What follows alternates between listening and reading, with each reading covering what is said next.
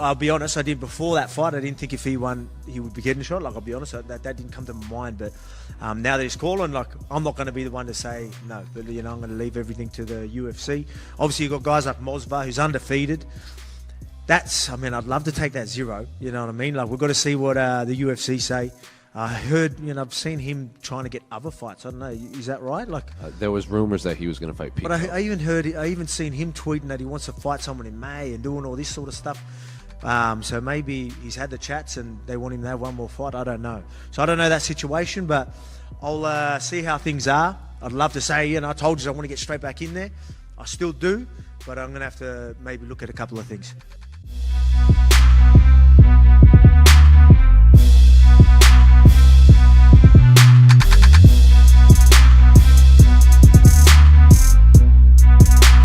Since you're campaigning for a title shot and Volkanovski won the belt, I guess how much differently would a fight look now compared then to the one that we first saw with you and Volkanovski? Completely different, completely different. I'm a completely different person right now.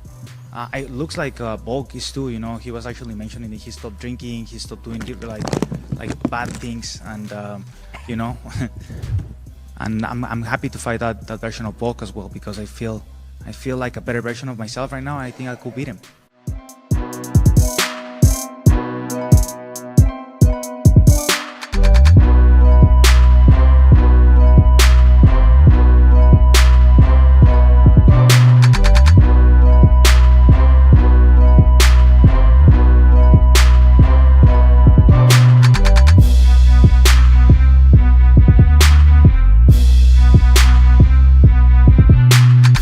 Now, Conor McGregor, before the fight, put a $500,000 bet on Michael Chandler. Cheeky bastard.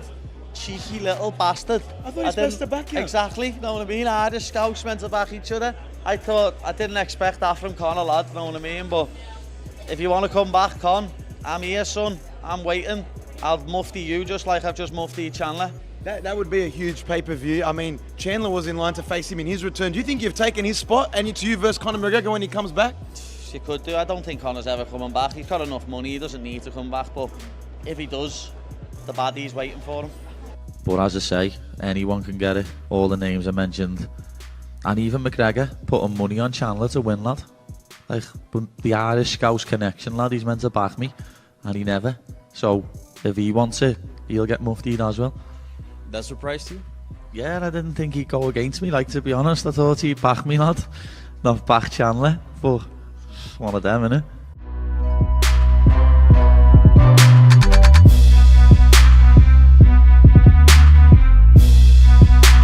Silva was back here and he asked me to ask you this.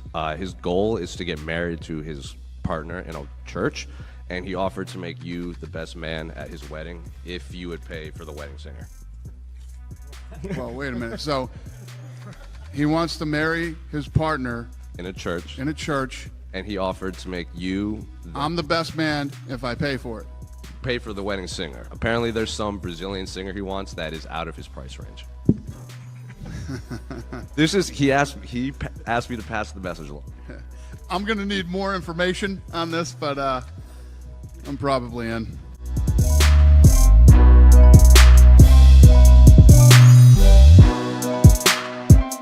It feels like you guys keep turning corners over and over. And my guys in Philly, I spend a good portion of my time in Philly with my crew, and they keep talking about that event that you guys did there and just how massive and how successful that was. You know, it's crazy, man, because I am getting tired, and I'm getting stressed, and I'm getting just burnt out. And at the same time, I just keep backing myself into a corner and going, let's throw this big ass event and let's do this big ass event and let's just do it because people talk about it and it grows everything. I mean, right now, you know, I think, you know, our valuation over the past year and a half has tripled. We're in a great spot right now.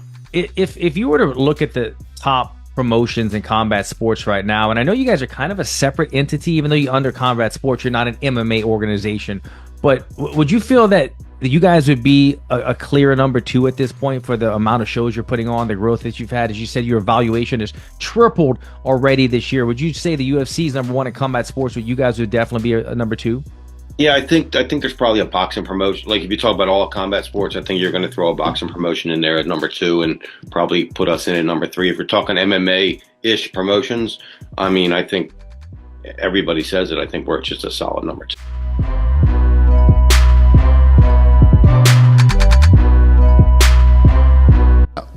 I believe the ESPN negotiation window ends Tuesday, right? Right. So just curious, as we go into that and you're like surveying the options and anything, like what kind of mindset are you taking into that and like how to level up the product, right? Because that's always been the case with every new TV deal. Is it more events, less events, different types of things? Is there any insights you can share? No, it's a great question. I mean, when the window opens, we'll obviously start, talking to lots of different people, and we'll see what the options are out there. We've said this every time. There could be a time when we end up on several different networks like sports, like all other sports do. I like ESPN, and I've said it many times. We had a bit of a rocky start, which is normal in any relationship, but we're in a great place with ESPN. Whether we re-sign with them or do not, I have nothing but great things to say about my time at ESPN.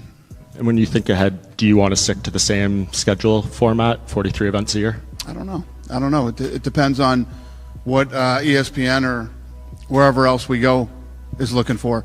Most of the times when you do these deals, you're catering to what the network needs. Plus, they'll have other programming, other sports that they need to, that they're already committed to with certain times and seasons and whatever it may be. So it always changes. Yeah, there's been it doesn't matter to me. It doesn't matter to me. Right. There's been like the various, I guess, reporting out there from kind of like media reporting outlets saying the price tag you guys are looking for is $1 billion a year. Is that something you can confirm that would be? Sounds good to me.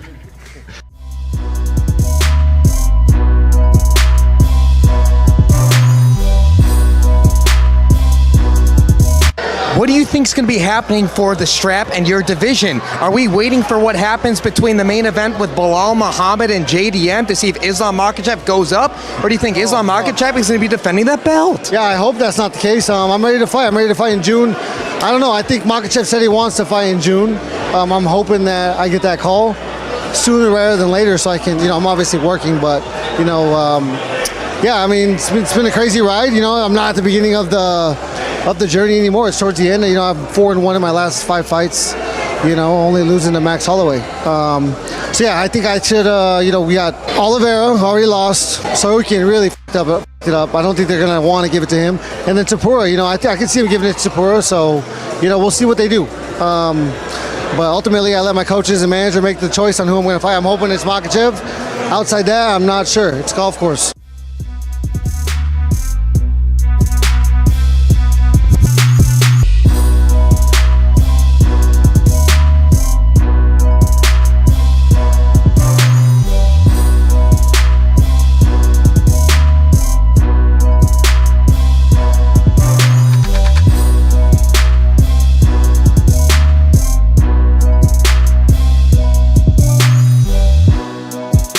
Ilia Topuria recently said that he was promised a title shot. Who did? Ilia Topuria. Okay.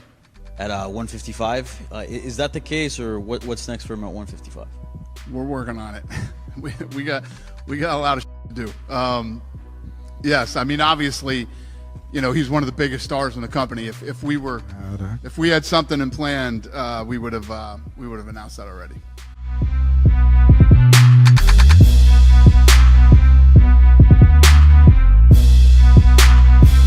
But I guess where does he fit in this whole picture? To be honest, I forgot about him. I forgot all about him. Or I would have mentioned him in the cage. You know what I mean? I don't call him hand sanitizer boy anymore. He's now El Chorizo. But as I say, I literally forgot all about him. That's how relevant he is. I'm ranked higher than he is at lightweight. So, I'd love to welcome him to 155. But apparently he's sitting out and waiting for the title shot. But that what I've just done to Chandler's after blueprint of beating him. He's even more of a midget than Chandler is. Like, I'll do the exact same thing to Ilia than what I've done to Chandler. But as I say, anyone can get it.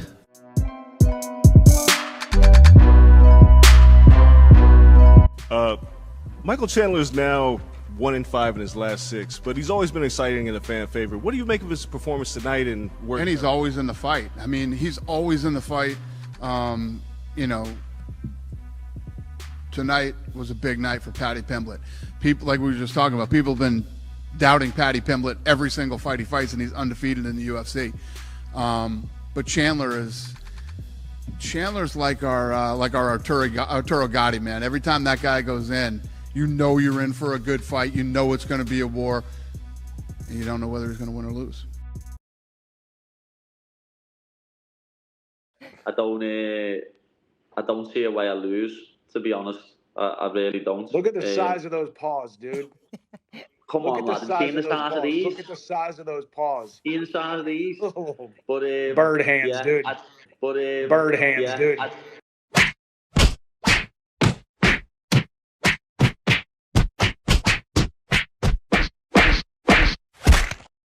But bird hands, yeah, dude.